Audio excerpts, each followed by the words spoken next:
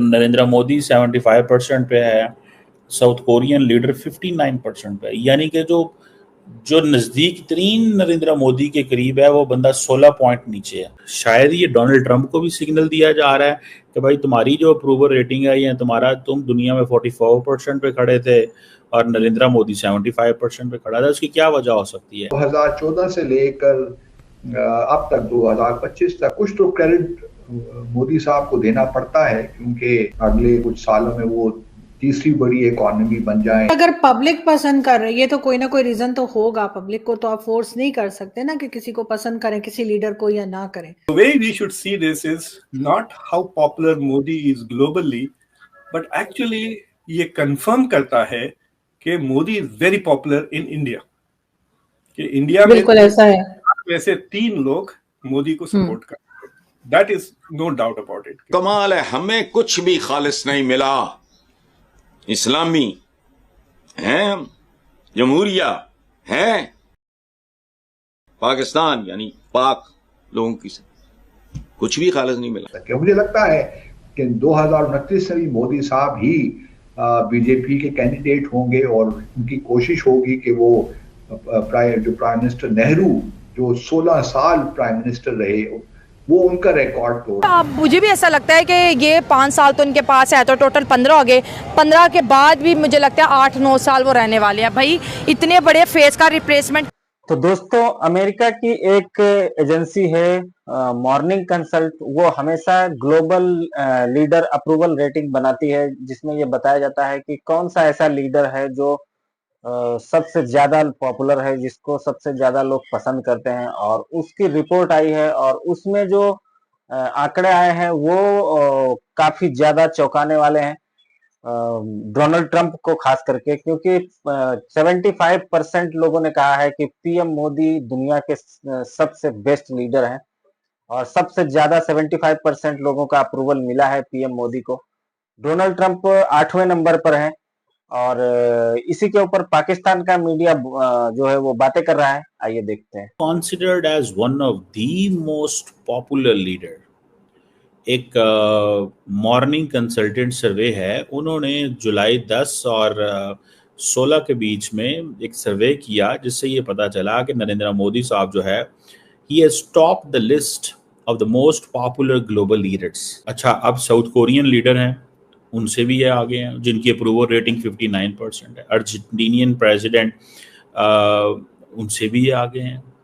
तो मतलब सवाल ये पैदा होता है कि नरेंद्र मोदी ये कह रहे हैं या उनके लोग ये कह रहे हैं कि भाई साहब हम जो हैं वी आर द वंस जो तमाम डेमोक्रेटिक लीडर से आगे हैं।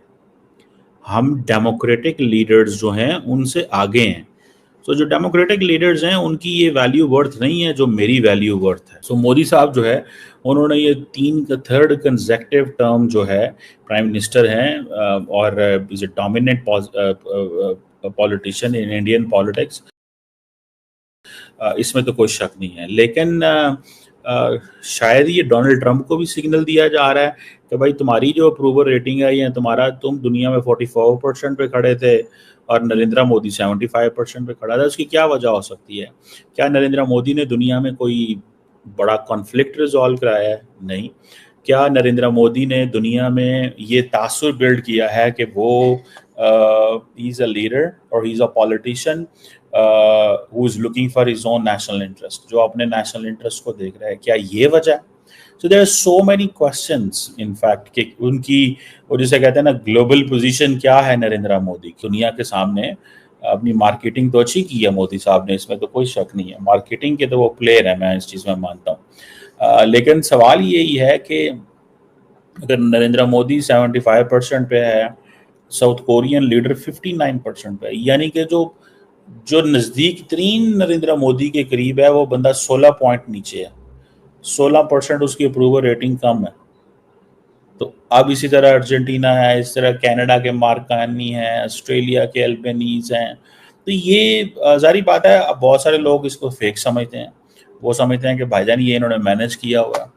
तो ये भी एक चीज़ है। लेकिन जैसे मैंने बताया ना कि ये जो द मॉर्निंग कंसल्ट जो है, इसकी मार्केट वैल्यू जो है आज से कुछ अर्सा पहले $1 बिलियन थी और इनकी जो पोलिंग की जो मेथडोलॉजी है वो कहते हैं जी we go for scientific online polling और नॉन प्रोबेबिलिटी के हम सैंपल लेते हैं। Indian prime minister Narendra Modi ji की, और आप जैसे जानते हैं कि एक रिपोर्ट आई है जिसमें वो लीडर्स में उनको सबसे आगे बताया गया है ग्लोबल लीडर्स में। क्या कहेंगे आपके, ये कैसे पॉसिबल हुआ? क्योंकि मैंने तो जहां तक देखा है, पाकिस्तान को तो खैर आप छोड़ दें, हम जो कहते हैं सो कहते हैं, हम यहाँ से तो होता है कि कोई भी प्राइम मिनिस्टर अगर इंडिया का होता है तो हमने उनको कुछ ना कुछ उल्टा सीधा ही बोलना होता है। लेकिन फिर भी एक गुजरात इंसिडेंट भी हुआ और कई चीजें उनके खिलाफ भी गई, इसके बावजूद हमने देखा कि वो एक बड़े स्ट्रॉन्ग लीडर के तौर पे भारत की तरफ से आगे की तरफ बढ़ते हुए नजर आए। क्या कहेंगे आप? The way we should see this is not how popular Modi is globally, but actually ये कंफर्म करता है कि Modi is very popular in India. कि इंडिया में बिल्कुल ऐसा है। वैसे 3 लोग मोदी को सपोर्ट करते हैं, that is no doubt about it. 3 out of 4 support Modi, and that has implication. ना इसके थ्योरीज है। एक तो टीना कहते हैं इंडिया में आजकल there is no alternative to Modi, तो ये टीना की थ्योरी है। क्योंकि और कई वजूहत है, it could be because of मतलब जो नेशनलिस्टिक पोजीशंस लेते हैं। लेकिन सर अगर पब्लिक पसंद कर रही है तो कोई ना कोई रीजन तो होगा। पब्लिक को तो आप फोर्स नहीं कर सकते ना कि किसी को पसंद करें, किसी लीडर को या ना करें। अगर पब्लिक आप खुद कह रहे हैं कि इतनी ज्यादा पसंद कर रही है तो फिर तो कुछ ना कुछ किया होगा उन्होंने कंट्री के लिए। नहीं, आई एम नॉट saying कि he has not done anything. I'm saying कि this is, it's not saying कि 78% Americans उनको लाइक करते हैं या 78% Canadians या Chinese। ओके, वो बात कर रहा हूँ, इंडियन लाइक करते हैं, that is what it is. Yes, of course, India की इकोनॉमी बूम हो रही है। पिछले 3 साल से इंडिया की काफी ग्लोबल धूम हो रही है, और जो उनकी कंस्टिट्यूएंसी है उनके लिए थोड़े कल्चरल आइकॉन्स भी है। इन्होंने सारी अपनी एजेंडा पूरा कर लिए, 370 निकाल दिया कॉन्स्टिट्यूशन में से, राम मंदिर बना दिया। So yes, the public is very happy. जो उनकी जो मैनिफेस्टो थी 2019 की, आपको याद है जब 2019 के बाद सीएए और 370 पास हुए थे, तो लोग बड़े हैरान हो रहे थे। बट उनका अगर आप मैनिफेस्टो निकाल के रखें, उसमें it was part of their manifesto BJP की। So BJP is trying to do that.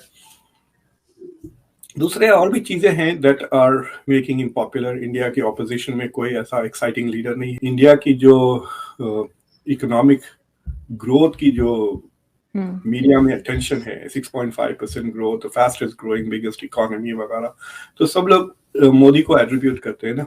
So that is why he is very popular. The leader, मतलब India is doing well, so the leader is obviously going to have a good approval rating. ताज्जुब की बात यह है कि American economy is also doing phenomenally well. हमारी historically low है unemployment, growth rates are phenomenal. India में अगर आप गवर्नमेंट में है तो you have a tremendous advantage. So for example, India की जो मीडिया है उसकी सबसे ज्यादा एडवर्टाइजिंग गवर्नमेंट से आती है।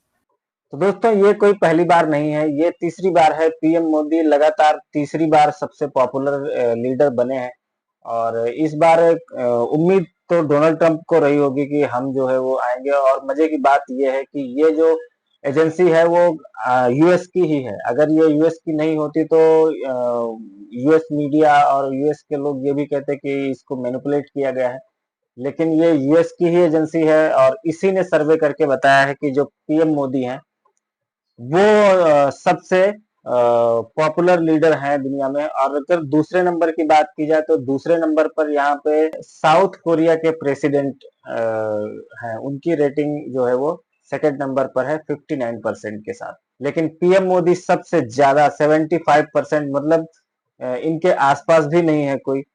और जो डोनाल्ड ट्रंप है उनकी और भी बहुत कम है। जो डोनाल्ड ट्रंप है उनकी रेटिंग 8वें पे है, वो 8वें नंबर पे है। और बाकी जो पाकिस्तान है, ये इनके सबके कोई नहीं है। जॉर्जिया मेलोनी भी 10वें नंबर पे है। तो ये इंडिया के लिए अच्छी बात है कि पीएम मोदी का जलवा जो है वो अभी तक बरकरार है। जितने देशों में ये यात्रा करते हैं, जिस तरह से हाईएस्ट सिविलियन अवार्ड 27 से 28 देशों में इनको मिल चुका है, तो उसका असर इस रेटिंग में दिखता है।